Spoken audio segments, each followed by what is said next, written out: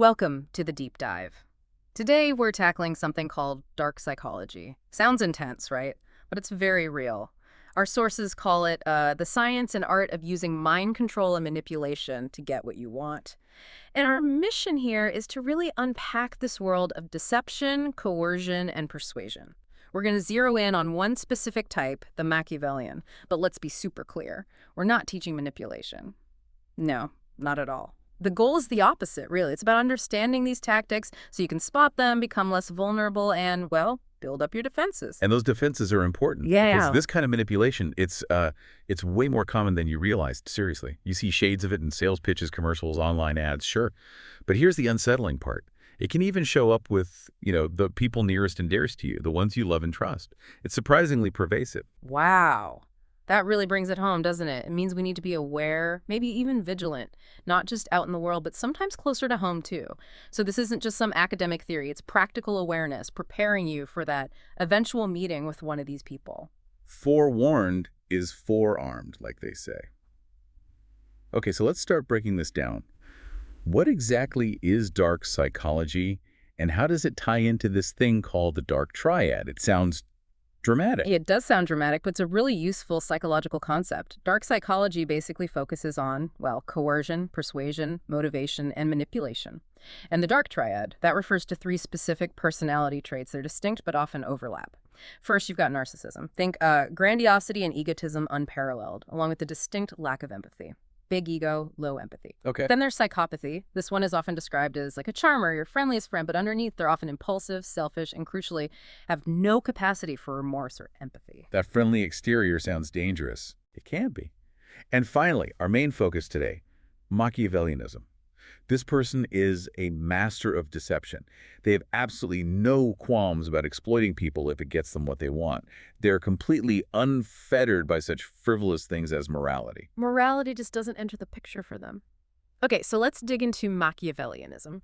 Who was the original Niccolo Machiavelli, and how did his name get attached to this psychological trait? Right, so Niccolo Machiavelli was a writer and diplomat back in the Renaissance. He wrote that famous or maybe infamous book, The Prince. Historically, it wasn't really meant as a guide to being, evil. It was more of a practical handbook for rulers on how to hold on to power. He argued that leaders sometimes had to do unpopular things, what needed to be done no matter the cost, basically to keep the state stable. So pragmatic, maybe ruthless, but for the state? Kind of. He had this view that people are intrinsically bad, so leaders couldn't always afford to be purely virtuous. He advised them to seem gracious, kind, honest, and even religious, but be ready to ditch those qualities if necessary to maintain control.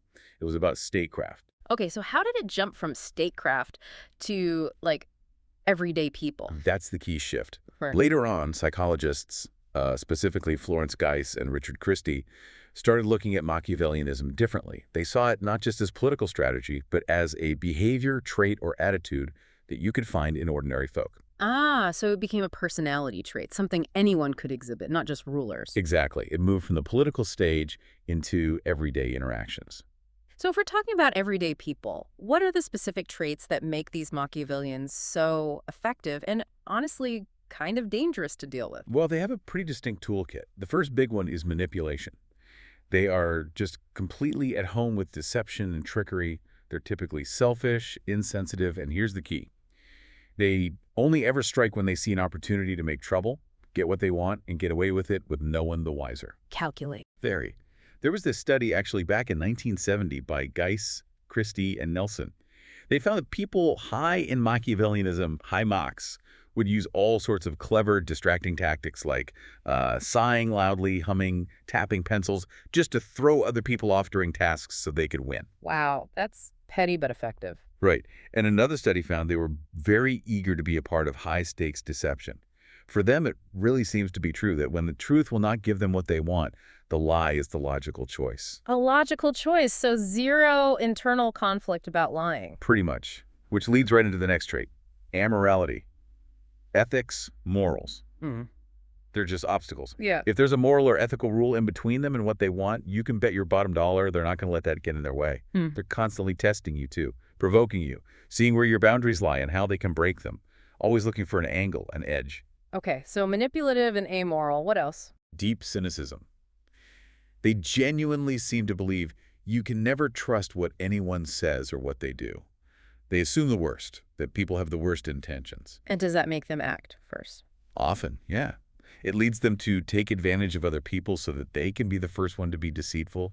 It's like a preemptive strike based on distrust. What about emotionally? Are they engaged or detached? Very detached. That's the coldness trait. Machiavellians tend to be reserved and cold, often seeming indifferent to everything. It's more about their goals than they are about people. They analyze everything in a very cool, detached way. Commotion doesn't cloud their judgment, you could say. Okay, so if they're cold, does that mean they have no empathy? Well, yes and no. They lack what we call hot empathy, that feeling with someone. But they often possess something called cold empathy. Cold empathy? What's that? It's a purely logical, cognitive understanding of how other people think and feel. They can read emotions, predict reactions, understand motivations, but they don't feel any of it themselves. So they understand vulnerability. Exactly. And they use that understanding to make you believe they truly care so that they can get what they need from you. It's empathy used as a tool, not a connection. That's incredibly manipulative. It is. And these traits often go hand in hand with high toxicity. They can just drain the life out of you, and a good dose of narcissism, that core self-interest. Hearing these traits laid out like this, it's quite something. You start to see how these patterns might play out. How common do you think this really is? It's definitely more common than people might think, partly because it exists on a spectrum. There are tests, where scoring over 60 makes you a high knock, under 60 a low knock. And it seems to be a mix of nature or nurture, maybe some genetic predisposition, but also experiences like difficult childhoods or growing up in toxic environments can push someone higher on the scale. Interestingly, even low mocks might use these tactics sometimes, maybe defensively. So it's not always black and white. Okay, we have a clearer picture of the Machiavellian now. Let's broaden out to deception itself. How common is that in just, regular daily life? Oh, incredibly common. Deception is essentially just the act of misleading people, hiding the truth, telling falsehoods, all usually for some kind of advantage. And it really damages trust, doesn't it? It's seen as a desecration of the rules of a relationship. When it comes out, people feel betrayed. Which brings us to this statistic. Our source says something like 60% of people tell a lie every 10 minutes. That sounds huge. Are these all big lies? Yeah, that number jumps out, right? But no, it's often not grand schemes. A lot of it is what we call white lies. Okay, so why do we lie so much, even the small stuff? Well, there are common reasons, often not malicious. One is simply to fit in. Everyone lies about the things they can do or have accomplished so that others think of them as being worthy, pretending you saw that movie everyone's talking about or read that book. Right, social lubrication, kind of. Exactly. Another was to avoid punishment. Kids learn this early, right? Lie to get away unscathed. We also lie to avoid hurting others' feelings, especially with people we care about, though sometimes that can backfire if important truths aren't shared. And finally, sometimes people lie to make things work out, maybe padding a resume slightly, or using persuasive, if not entirely truthful, tactics in sales, advertising, even politics. You should probably quickly mention this isn't the same as pathological lying, right? Good point. No, pathological liars lie compulsively, often with zero motivation. It can be linked to other issues, like factitious disorder, sometimes called Munchausen syndrome, where people feign illness. That's a different category. Okay, so if lots of people tell white lies, how do we draw the line between that everyday stuff and the darker, manipulative tactics used by, say, a Machiavellian? Where does persuasion stop and manipulation begin? That's the crucial distinction. Persuasion, ideally, is about influencing people for mutual benefit, respecting their choice. It can be a win-win. Manipulation, on the other hand, uses deceitful, unfair, and artful methods purely for selfish gain. It's never win-win for the person being manipulated. So the key question is, what's in it for the other person? If you can't genuinely answer that in a positive way for them, you're probably leaning towards manipulation. got it. And what are some common manipulative techniques we should look out for? Oh, there are many. Lying by omission, just leaving out crucial truths, or commission, actively telling falsehoods or twisting facts. Oh. Then there's guilt tripping, making you feel bad or selfish to get you to do something. Oh, so you don't care about me at all, you're so selfish, that kind of thing. Yeah, that one feels familiar. Right. Another is vilification. This is nasty. They twist things, so when you defend yourself, you look like the bad guy, the abuser. There's also acting the victim. feigning suffering to get sympathy or make you do things. Hmm. The source gives a chilling, real-world example of someone threatening suicide to keep their partner from leaving. That's extreme, but I can see how milder versions happen. Definitely. And one more, anger as a weapon. This isn't real spontaneous anger. It's controlled anger used as a shock tactic to make you back down, hide their real motives, or just shut down the conversation. Wow, once you start naming these, you realize how often you might encounter them. It really makes you think about interactions differently, doesn't it? Maybe in the news, politics, or even closer to home.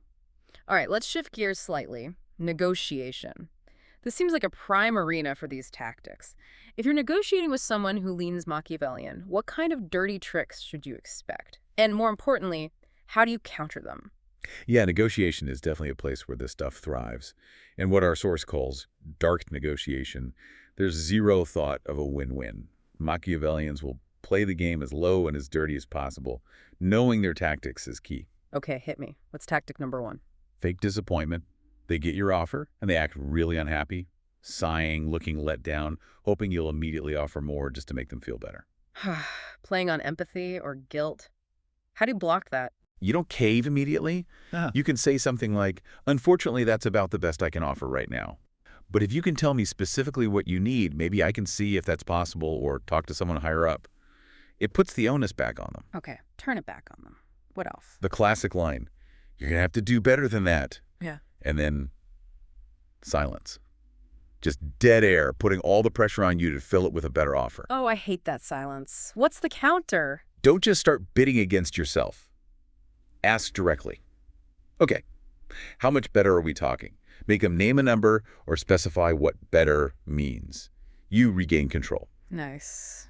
Keep control. Got it. Any others? How about the non-existent higher authority? They pretend they're just an errand boy and have to check with the head honchos, buys them time, lets them avoid committing. Yeah, the I need to check with my manager routine. Exactly. The block. Call their bluff politely. Great. What are you meeting with them? I'd love to join so I can explain it directly. Or challenge their authority a bit playfully, like, "Come on, I know you're the decision maker here, really." Huh. I like that. Puts them on the spot. One more quick one. The flinch at first sight. You give your opening offer, and they physically react, gasp, look shocked, making you instantly doubt yourself and think you need to lower it. So, a nonverbal tactic. Right, the block. Never go back on your first offer straight away. Don't react to the flinch. Instead, ask them what they were thinking. Yep. And when they give their counteroffer, maybe you should flinch in response too. Level the playing field. Tit for tat, basically. Show you won't be easily intimidated. These are really practical counters. But stepping back from negotiation, how do we spot deception more generally? Is there like a secret tell up Pinocchio's nose? Wouldn't that be handy? But no, unfortunately, there's no magic bullet. Those classic cues people talk about, fidgeting, not making eye contact, stammering, they're really unreliable. They can happen for other reasons besides someone lying to you. Nerves, anxiety, cultural differences. So even the pros struggle with body language tells.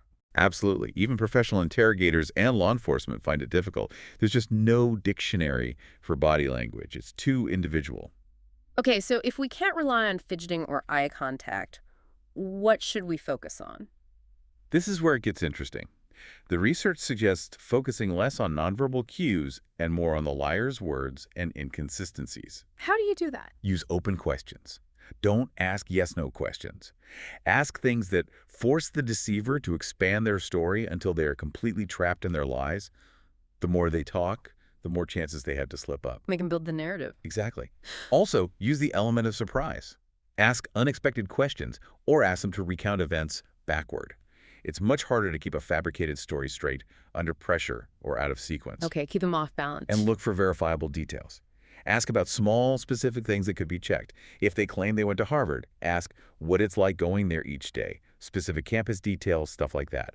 Liars often struggle with convincing specifics. What about their confidence? Notice changes in confidence. When challenged, liars might suddenly become less talkative, clam up, or their voice might go flat into monotones. Research actually shows honest people tend to provide 30% more detail than liars because they're recalling real experiences, not just sticking to a simple rehearsed script. That's fascinating. Focus on the story, the details, the consistency, not just the nervous tics. Okay, so this is all incredibly helpful for spotting deception in others. But what about our own vulnerability? How do we make ourselves genuinely less susceptible? This might be the most important part. According to Maria Konikova's work, the number one vulnerability isn't ignorance. It's actually thinking you're too smart. Wait, being smart makes you more vulnerable? In a way, yes. Or rather, thinking you're too smart too. Victims of cons aren't always naive. Sometimes they're just desperate at that moment or too emotional. Or they're prideful. Even the con man himself can get conned if they start feeling untouchable. Pride goeth before a fall, basically. Exactly.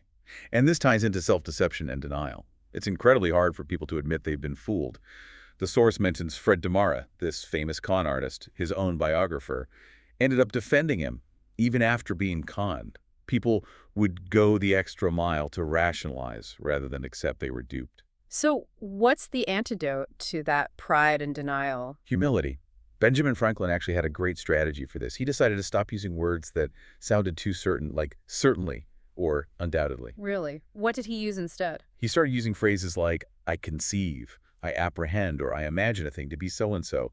He said it made conversations go better and resulted in less mortification when I was found to be in the wrong. So basically, be okay with admitting you might be wrong. Precisely. Be open to changing your mind about people, situations, or strategies. Be flexible.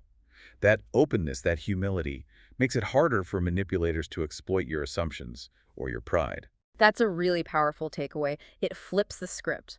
The best defense might start with looking inward, at our own certainty and biases. As you're listening, maybe reflect on that. How might embracing a bit more humility actually strengthen your defenses in a world full of spin? So quite a journey today. We've defined the dark triad, dug deep into the Machiavellian mind, learned to recognize common manipulation tactics, especially in negotiation, and found strategies to spot deception by focusing on words, not just body language. And finally, the importance of self-awareness and humility. And it's really important to remember the responsibility that comes with this knowledge. Please use it responsibly and preferably for good. The aim here isn't to make you manipulative, but to make you informed and resilient. Absolutely. And it's an ongoing learning curve, isn't it? Especially now with technology and all sorts of innovations coming up, deception is becoming easier and easier to get away with. Staying aware is crucial. So here's a final thought to leave you with. If we all lie sometimes, even white lies, and spotting deception is so complex, maybe the ultimate defense isn't just about catching others out. Maybe it's about relentlessly questioning our own assumptions, our own certainty, and staying perpetually open to the unsettling possibility that we might be wrong, even about ourselves. What could that kind of radical self-awareness unlock for you in this complex world? Thank you for joining us for this deep dive.